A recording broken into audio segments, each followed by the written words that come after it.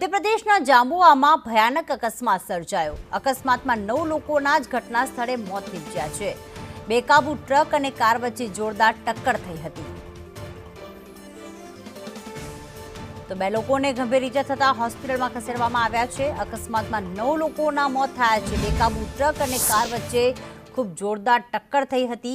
મધ્યપ્રદેશના જાંબુઆની આ ઘટના છે કે જ્યાં ટ્રક આખી પલટી ખાઈ ગઈ છે। ટ્રક અને કાર વચ્ચે જોરદાર ટક્કર થતા 9 લોકોના ઘટના સ્થળે મોત નીપજ્યા હતા। તે આસપાસ રહેતા લોકો ત્યાં ઘટના સ્થળે પહોંચી આવ્યા હતા અને આ ભયાનક અકસ્માતના કારણે 9 લોકોના મોત થયા છે અને 2 લોકો ઘાયલ પણ થયા છે। આપ જોઈ રહ્યા છો કે કારનો તો કચ્ચર ઘાણ વળી ગયો છે અને કારમાં મૃતદેહો ફસાઈ પણ ગયા હતા અને જેમને સ્થાનિકોની મદદથી અને તંત્રની મદદથી ક્યાંક બહાર કાઢવામાં આવ્યા હતા।